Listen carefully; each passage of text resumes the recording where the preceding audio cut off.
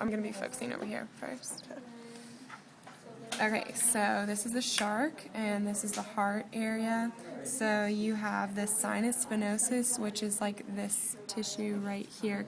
Not the big blob, but just this tissue right here on either side that's connecting to it. And this part is the sinus venosa.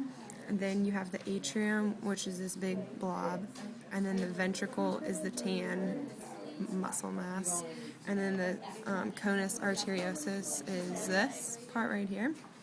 And then it goes into the ventral aorta, which is the main part, and then branching off of the ventral aorta is the afferent branchial arteries. Then you have the efferent branchial arteries, which are these branches on either side.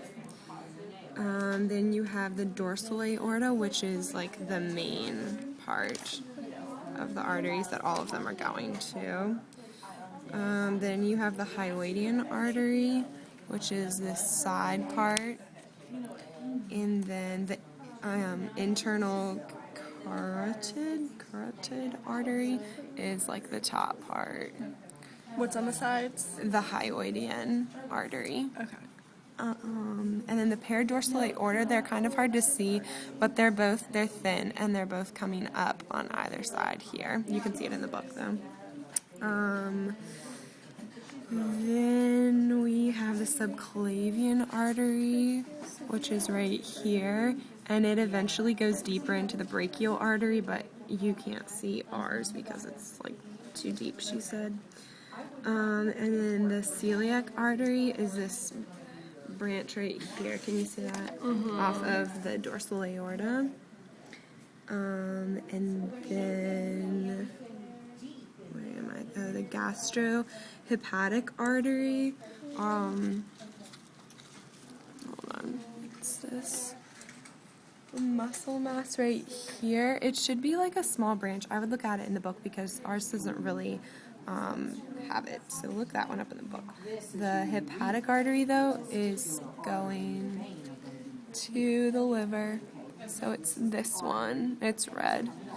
That's the hepatic artery. The gastric artery is this branch right here going to the stomach. That little one? Yeah, this little guy. The pancreatico-mesenteric artery is this one branching down here, this red one. The anterior intestinal artery is, you can't see it, it's not dyed, but it would be paralleling this. It's supposed to be red, isn't it? Yeah, the anterior intestinal artery. The posterior intestinal artery is down here, so this red is the posterior. The duodenal artery and the pyloric artery, you can't see them because the dye ran out, but they would just be coming from this pancreomesenteric artery and then going to the duodenum or the pancreas. The gastrosplenic artery is this one right here that's going to the spleen, and it's coming, that gastro one is coming from the dorsal aorta here and branching off here. Where's the dorsal aorta? Oh, this main pink one. Oh, you can't really see it. Okay. It's just like the main pink artery running all the way down. Pyloric, gastrosplenic. The anterior mesenteric artery is the first one. So there's two branches. The last one is the gastrosplenic, which I just pointed out, but then the top one is the anterior mesenteric. Okay, so they cross over. Yeah, it's easier to see in the book too. Okay. And then, so the anterior mesenteric runs to the posterior intestinal, so that's confusing, but that's how that works, she said. And then the posterior mesenteric artery is going to the renal gland. So it looks like there's two. There's normally just one, so if she points to either one of those, it's what is that. She said that's like an accessory one, but okay. That's the posterior mesenteric artery going to the renal gland.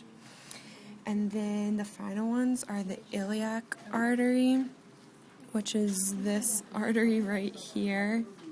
and it branches into the top right here. Can you see that? The top is the Blurry.